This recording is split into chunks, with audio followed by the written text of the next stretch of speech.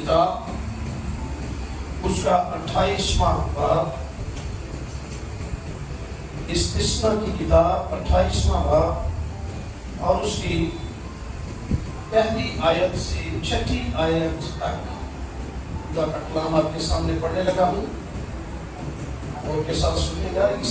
اور اگر تو خداوند اپنے خدا کی بات کو جان پہچانی سے مان کر اس کے ان سب حکموں پر جو آج کے دن میں تجھ کو دیتا ہوں احتیاط کر کے عمل کرے تو خداوند تیرا خدا دنیا کی سب قوموں سے زیادہ تجھ کو سرفراز کرے گا۔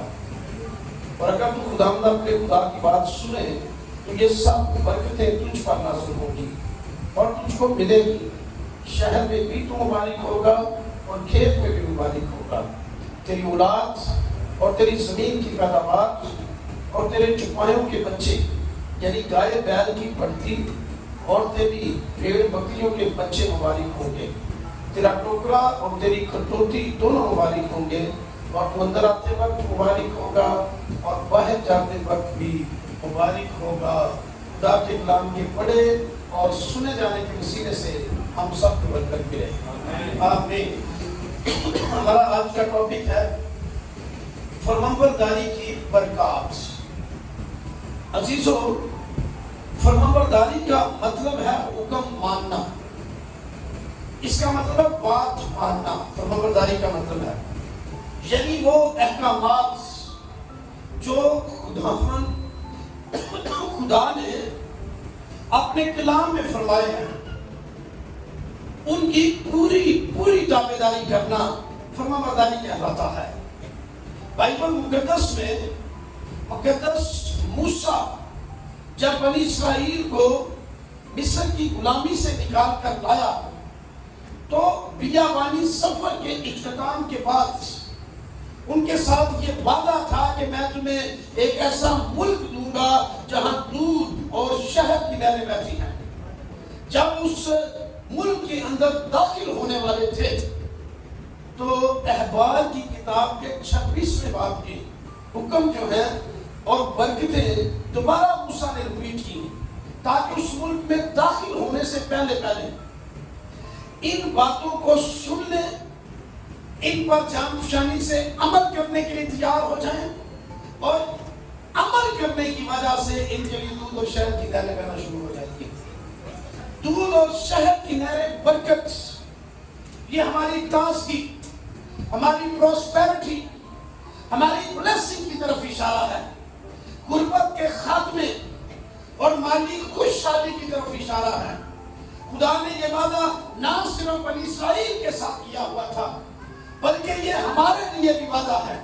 نئے عہد نامے کے مقدسین کو بھی خدا خوشحالی بخشتا ہے، ان کی پریشانیاں ختم کرتا ہے، مایوسیاں ختم کرتا ہے، خدا کے لیے آسمان کھولتا ہے، لیکن شرط پیغام دونوں کے لیے ایک ہی ہے کہ تابعداری کرو۔ اگر پوری فرمانبرداری کرو کہ جان پہچانی کے ساتھ تو خدا آسمان کے دروازے کھلے گا اور آپ کو برکت اور خوشیاں اور شادمانیاں بخشے گا۔ تو میرے عزیزو، فرمانبرداری جو ہے وہ بے حد ضروری ہے۔ بہت ساری برکات فرمانبرداری کی بدولت ہماری زندگی میں آتی ہیں۔ آج ہمارے ارد گرد بہت سارے لوگ پریشانیوں کا شکار ہیں، مسائل کے اندر گھرے ہوئے ہیں، غربت کی چکی میں پس رہے ہیں، لیکن اگر ہم جان پہچانی کے ساتھ اس کے حکموں کو ماننا شروع کر دیں ہمارے مسائل حل ہو جائیں گے، ہماری پرابلمز ختم ہو جائیں گی، ہمارے لیے دروازے کھل جائیں گے، نئی برکتیں جاری و ساری ہو جائیں گی۔ اس لیے ہمیں اپنی مشکلات پر قابو پانے کے لیے، خوشیوں کو حاصل کرنے کے لیے زندہ خدا کی تابعداری کرنا بہت ضروری ہے۔ تابعداری بظاہر ایک چھوٹا سا لفظ ہے لیکن اس کے اندر بہت بڑی بڑی برکات شامل ہیں۔ اگر کوئی شخص پراپر کلام کی تابعداری کرے تو استثناء 28واں باب بتاتا ہے کہ اس کی زندگی کے اندر بے شمار برکتیں نازل ہونا شروع ہو جائیں گی۔ آج ہم چند ایک جو ہے وہ فرمانبرداری کی برکات پر غور کریں گے۔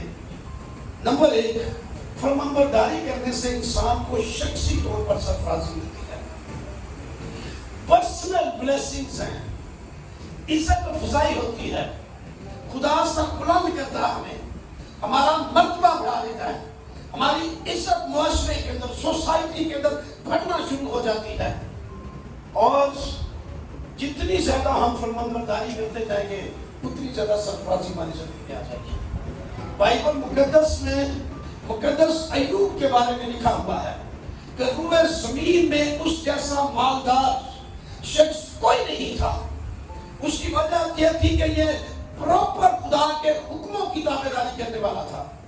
خدا نے اسے نوکر چاکر مویشی اور دنیا جہاں کی ہر برکت اور نعمت دے رکھی تھی، 10 بیٹے اور بیٹیاں اسے دے رکھے تھے، اور لکھا ہے کہ وہ پوری قابل خدا کی مرضی کو پورا کرتا تھا، خدا سے ڈرتا تھا، اس کے خوف میں رہتا تھا، اور خدا نے جواب میں اس کی زندگی میں بے شمار برکتوں کو جاری کر رہا ہے۔ آج زندگی میں ہم کیوں مشکلات میں سے گزر رہے ہیں؟ ہم کیوں ناکامیوں کی دلدل کے اندر دھنس رہے ہیں؟ ہماری مایوسیاں کیوں بڑھتی چلی جا رہی ہیں؟ میرے عزیزوں یاد رکھیے کہ اگر ہم غربت کا شکار ہیں، اگر جاب لیس ہیں، مختلف مسائل کے اندر جکڑے ہوئے ہیں، تو اس کے پیچھے ایک اہم بات یہ ہے کہ ہم ابھی تک اس کے کلام کی جتنی وہ تابعداری چاہتا ہے اتنی نہیں کر رہے۔ جب ہم پراپر اس کے حکموں کی تابعداری کریں گے تو لکھا ہے کہ خداوند تیرا خدا دنیا کی سب قوموں سے زیادہ تجھے سرفراز کرے گا۔ ہلیلویا! تو یہ خدا کا وعدہ ہے، اور خدا اپنے وعدوں میں قائم ہے۔ خدا کے وعدے لا تبدیل ہیں۔ کمزوریاں ہماری ذات کے اندر، ہماری زندگی کے اندر موجود ہیں۔ میرے عزیزوں یاد رکھیے کہ اسی طرح سے مقدس یوسف کی زندگی بھی ہمارے سامنے ایک رول ماڈل ہے۔ اس کے بھائیوں نے اس سے پہلے کنویں کے اندر پھینکا، بعد ازاں اس میں سے نکال کر اسے بیچ دیا پردہ فروشوں کے ہاتھوں، پھر اسے مصر میں لے جایا گیا، پوتیفر کے ہاتھوں بیچ دیا گیا، اور پوتیفر کا غلام بن کر اس کی خدمت کرنے لگا۔ لیکن ان سارے حالات میں بھی وہ زندہ خدا کا پراپر فرمانبردار تھا، اس کی تابعداری میں رہنے والا شخص تھا، اور اس کی تابعداری میں رہنے کی وجہ سے خدا نے اسے پوتیفر کے گھر میں بھی سرفرازی بخشی، اور وہاں پر اس کا مرتبہ اور مقام بڑھا دیا۔ اور لکھا یوسف جس کام کو بھی ہاتھ لگاتا تھا وہ اس میں خدا جو ہے اسے برکت دیتا، اور اس گھر میں کثرت کے ساتھ برکت آ جاتی۔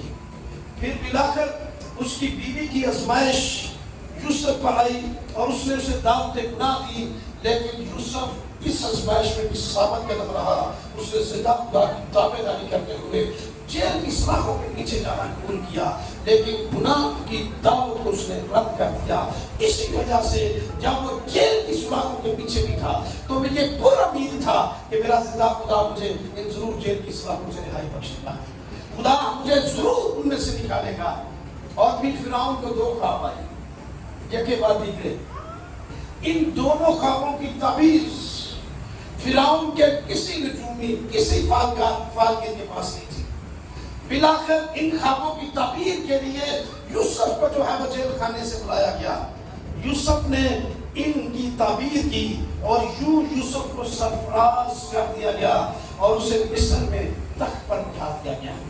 میرے عزیزو، ہمارے خدا کا آج بھی وہی اختیار ہے، آج بھی ہمارا خدا وہی اتھارٹی رکھتا ہے۔ جس طرح اس نے یوسف کو جو ہے وہ بچایا اور یوسف کو سرفرازی بخشی، وہ ہمیں بھی سرفراز کر سکتا ہے اگر ہم پراپر اس کی فرمانبرداری کریں تو۔ سو فرمانبرداری بہت اہم ہے۔ بائبل میں کہا ہے کہ دیکھ، فرمانبرداری قربانی چڑھانے سے اور بات ماننا مینوں کی چربی سے بہتر ہے۔ بغاوت اور سرکشی دونوں برابر ہیں۔ کیا خدا اتنا ہی خوش ہوتا ہے اس بات سے کہ قربانیوں سے جتنا اس بات سے کہ اس کا حکم مانا جائے؟ سو میرے عزیزو یاد رکھیے کہ خدا نے یوسف کو وہاں پر سرفراز کیا، وہ غلام کی حیثیت سے مصر میں پہنچا، اور خدا کی تابعداری، اس کے کلام کی فرمانبرداری کی وجہ سے وہ مصر کا حاکم بن گیا۔ اتنی جو ہے وہ سرفرازی خدا نے اس کی زندگی کے اندر بخشی۔ یہ سرفرازی ہمارے لیے بھی ہے، ہمیں بھی خدا یہی سرفرازی دینا چاہتا ہے، لیکن اگر ہم اسی طرح سے اس پریشانی کے ساتھ اس کے حکموں کو مانے تو ہمارا خدا ہمیں بھی بلندیوں پر لے جائے گا اور سرفراز کرے گا۔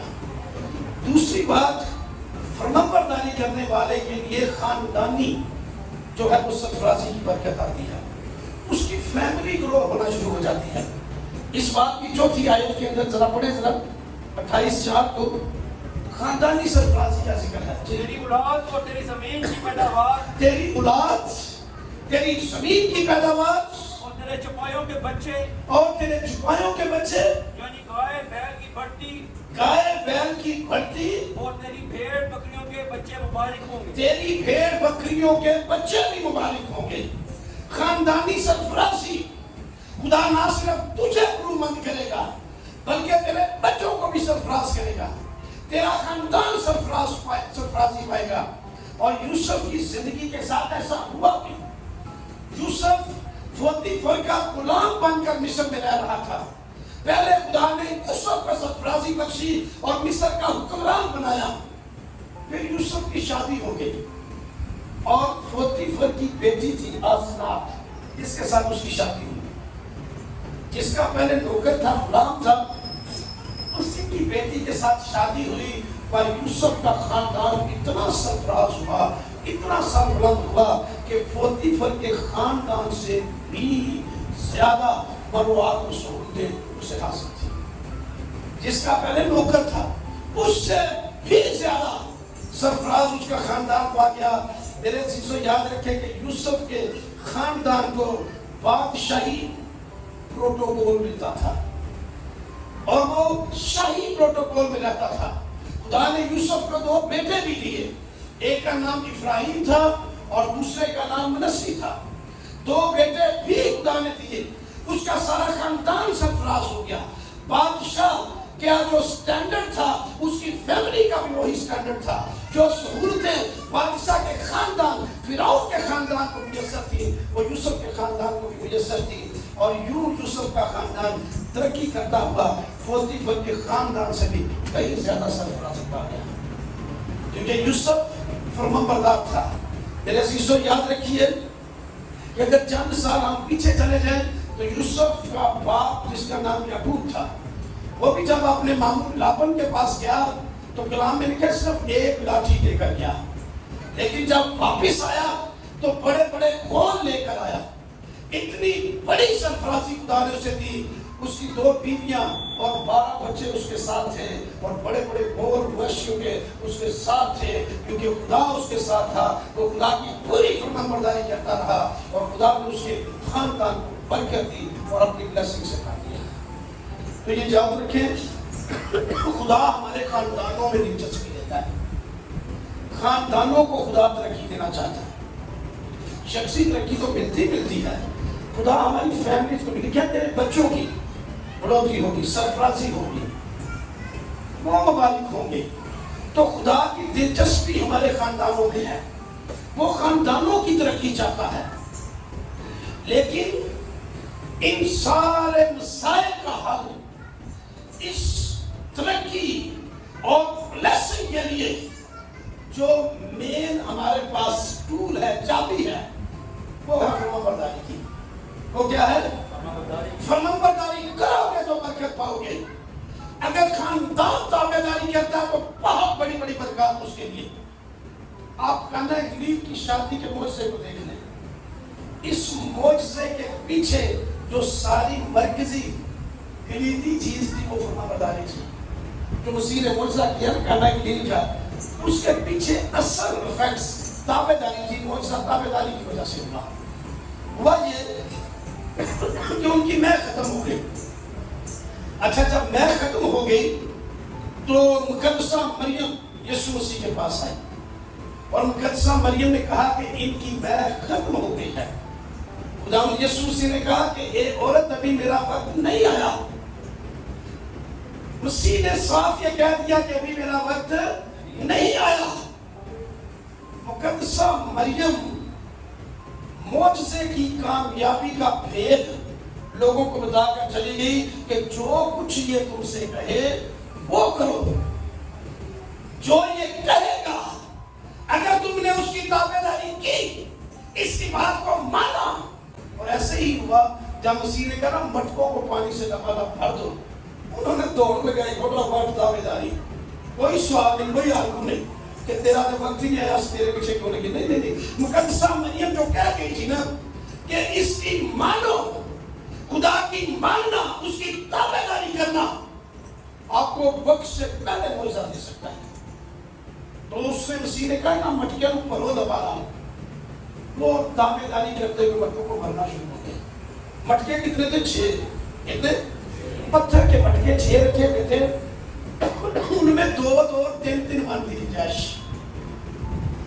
آپ اندازہ کریں کہ 3 مٹکے 2 من کے ہو تو 6 من ہو جاتی ہے، 3 مٹکے 3 من کے لال مٹکے لکھا 2 اور 3 من، تو یہ 15 من پانی بن گیا۔ پتہ نہیں کتنی دور سے وہ بھر کے لاتے تھے، کیونکہ موٹریں نہیں تھی، نلکے نہیں تھے، کہیں دور کسی چشمے سے، باولی سے یا پھر کنویں سے دور سے بھر کر لانا پڑتا۔ پر تابعداری کی انتہا انہوں نے کر دی کہ جو کچھ مسیح نے کہا ہے وہ ہم ضرور کریں گے، چاہے کہیں سے بھی پانی ملے، کیونکہ مسیح نے کہا ہے کہ پانی مٹکوں سے بھر دو، اور مقدسہ مریم نے کہا جو کچھ یہ کہے تم سے وہ کرو، وہ کرو گے تو معجزہ ملے گا۔ انہوں نے وہ کرنا شروع کر دیا۔ جیسے ہی مٹکے لبالب پانی سے بھر دیے گئے تو خداوند یسوع مسیح نے کہا اب پانی نکال کر میرے مجلس کے پاس لے۔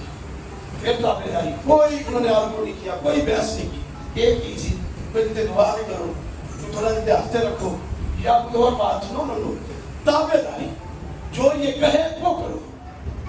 جو مسیح کہتا ہے اگر ہم کو کرنا شروع کر دیتے ہیں تو ہماری زندگی کے اندر بھی عزیز میں کا ذائقہ ہوتا ہے۔ وہ لے گئے میرے مجلس سے، جب پانی چکھا تو اس نے کہا اوہ یہ تو بہت اسپیشل قسم کے ذائقے میں بدل گیا ہے، یہ تو بہت اعلیٰ ترین بن کی ہوئی ہے۔ تو پہلے لوگ بری کھلاتے ہیں، پہلے اچھی کھلاتے ہیں، بعد میں ناقص پہلے ہمیں دیا مشہور۔ یاد رکھیے کہ تابعداری نے وقت سے پہلے میری زندگی کے اندر بڑا معجزہ کر دیا۔ اگر آپ اپنا معجزہ لینا چاہتے ہیں، خاندانی بلیسنگز لینا چاہتے ہیں، آپ کے مسائل رکے ہوئے ہیں، آپ کسی پرابلم کا شکار ہیں، آپ مسئلوں الجھنوں کے اندر پڑے ہوئے ہیں، تو یہ یاد رکھیے کہ آپ پوری تابعداری زندہ خداوند کی کرنا شروع کر دیں، اس کے کلام کی تابعداری کرنا شروع کر دیں۔ جب اس کے کلام کی تابعداری آپ کریں گے تو آپ کا معجزہ آپ کو مل جائے گا اور آپ کا خاندان سرفراز ہو جائے گا۔ خاندان کی بے ذائقہ زندگی کے اندر بہترین اعلیٰ ترین ذائقہ کر دے گا۔ تیسری چیز تھی قوموں میں تجھے عزت ملے گی۔ آپ ذرا اس کی بڑے ذرا بائبل مقدس کے اندر 28 باب کی 12 آیت، دوسری قوموں میں عزت ملے گی۔ خداوند آسمان کو جو اس کا اچھا خزانہ ہے، خداوند آسمان کو جو اس کا اچھا خزانہ ہے تیرے لیے کھول دے گا، تیرے لیے کھول دے گا، تیرے ملک میں وقت پر نہیں برسائے، وقت پر نہیں برسائے، اور وہ تیرے سب کاموں میں جن میں تو ہاتھ لگائے برکت دے گا، برکت دے گا، اور تو بہت سی قوموں کو قرض دے گا، بہت سی قوموں کو قرض دے گا، اور خود قرض نہیں لے گا، اور خود قرض نہیں لے گا۔ اور خداوند تجھ کو دم نہیں بلکہ سر ٹھہرائے تجھ گا، کو دم نہیں بلکہ سر ٹھہرائے گا، اور تو پشت نہیں تو پست نہیں بلکہ سرفرازی، بلکہ سرفراز رہے گا، بشرطے کہ تو خداوند اپنے خدا کے حکموں کو جو میں تجھ کو آج کے دن دیتا ہوں سنے اور احتیاط سے ان پر عمل کرے۔ احتیاط سے ان پر عمل کرے تو تجھے سارے قوموں میں سرفراز کرے گا۔ چوتھے نمبر پر کاروبار میں برکت لکھا ہوا ہے کہ تیرے لیے بر وقت نہیں برسے گا، تیری فصل زیادہ ہوگی، تیرے پھل زیادہ لگے گی، پاکستان اچھا رہے گا، کیونکہ اس وقت ساری فصل کا دار و مدار آسمانی بارش پر تھا، کیونکہ ٹیوبل یا نہری نظام نہیں تھا۔ اگر بارش وقت پر ہو جائے فصلیں اچھی ہو جاتی تھی، اگر وقت پر بارش نہ ہو تو نقصان ہو جاتا تھا۔ خدا نے کہا میں وقت پر نہیں برساؤں گا، تیری فصلیں زیادہ ہوں گی، تیرے کھیت کا غلہ زیادہ ہوگا، تیرے پاس کثرت کے ساتھ اناج ہوگا، تیرے پھل جو ہیں وہ بہت زیادہ ہوں گے، کیونکہ اگر تو مکمل طور پر فرمانبرداری کرتا رہے گا تو۔ 5ویں نمبر پر जंगों में कामयाबी और दुश्मन पर फतह। पढ़िए जरा इसी बाब की अब 7वीं आयत। खुदावंद तेरे दुश्मनों को जो तुझ पर हमला करें, खुदावंद तेरे दुश्मनों को जो तुझ पर हमला करें, तेरे रूबरू शिकस्त दिलाएगा, तेरे रूबरू शिकस्त दिलाएगा। तो तेरे मुकाबला को तो एक ही रास्ता से आएंगे, तेरे मुकाबले को एक ही रास्ते से आएंगे, पर 7-7 रास्तों से होकर तेरे आगे से भागेंगे। 7-7 रास्तों से तेरे आगे होकर भागेंगे। कब जब तू खुदा की पूरी फरमाबरदारी करेगा। अब हमारी मुश्किल क्या है? क्यों पल भर में हमारी बस्तियों को उजाड़ दिया जाता है, आग लगा दी जाती है? कहीं ना कहीं नाफरमानी का सब वजूद है। मेरे अजीज भाई, मेरी बहन, याद रखिए कि खुदा बहुत गहरा काम हमारी जिंदगियों के अंदर करेगा, और अगर हम उसकी पूरी ताबेदारी करेंगे। पूरे 119 में लिखा है, तेरे हथियार होंगे खुदावंद की वफादारी। पूरे 119 में लिखा है, तेरे हथियार होंगे खुदावंद की वफादारी। तो जब पूरी वफादारी के साथ खुदा की ताबेदारी करते हुए हम उसके नाम में कायम रहेंगे, खुदा दुश्मनों को शिकस्त देगा। एक तरफ से आएंगे, सब तरफ जो नस जाएंगे, खुदा मुझे फतह देगा। और ऐसा हुआ भी। दूसरा तवारीख उसके 20वें बाब के अंदर अगर आप पहली 4 याद पढ़े तो लिखा कि बनी अमून, बनी गुआब, कोई शहीद, ये शाह यहूदा यहूसफत के साथ लड़ाई करने के लिए आ गए। शाह यहूदा यहूसफत ने क्या दिल से खुदा का तालिब हुआ, खुदा की हजूरी में झुका, उसने रोजे की मनाजी पूरे मुल्क के अंदर करवाई, और दुआ में झुक गया, घुटनों के बल हो गया, और खुदावंद से मदद का तलबगार हुआ। खुदा ने कहा कि कल तुम हुस्न मुक़द्दस के साथ प्रस्तश करते हुए मैदान जंग की तरफ जाना, कोई हथियार तुमने लेकर नहीं जाना, सिर्फ प्रस्तश और हमदोसना करना है। याद रखें, प्रस्तश और हमदोसना से ज्यादा ताकतवर कोई और दुनिया का हथियार नहीं है। वो प्रस्तश और हमदोसना करते हुए जा रहे थे। जब मैदान जंग में पहुंचे तो दुश्मन की लाशें बिखरी हुई पड़ी थी, और वो माले गनीमत जमा करते करते 3 माले गनीमत ही जमा करते रह गए, और खुदा ने प्रस्तश और हमदोसना की सिलसिले में तो जब कभी भी किसी मसाइल का शिकार हो, घुटनों के बाल होना, दुआओं और रोजों में ठहर जाना, और प्रस्तश और हमदोसना शैतान के सारे मंसूबों को फेल करके आपको फतह याफ्ता बनाएगा। ये स्ट्रैटेजी होगी। 6 नंबर पर तुम्हारे लिए आसमान खुल जाएगा। ये एक अच्छा खजाना है जहां से बारिश तुम्हारे लिए बरसेगी, और ये सिर्फ वो मींह नहीं बल्कि ये बरकत और रहमत की बारिश है। आसमान खुला हो तो 40 साल बनी इसराइल को आसमान से खाना मिलता रहा, किसी चीज की कमी नहीं थी।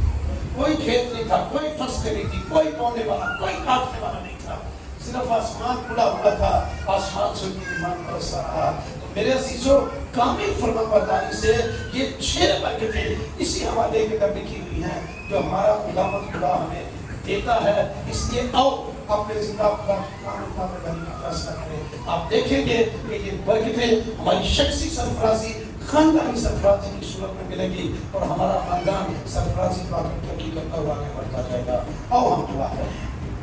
हालेलुया। आइए अपनी आंखों को बंद कर लें, कादर मुतली खुदा के हुजूर में झुक जाएं। आओ मेरे भाइयों, मेरी बहनों, जिंदा खुदा के हुजूर में खुदा की दुआओं का जवाब देगा। हालेलुया। तेरी सिताइश। आओ 1 मिनट के लिए सारे दुआ करेंगे। कादर मुतली खुदा की शुक्रगुजारी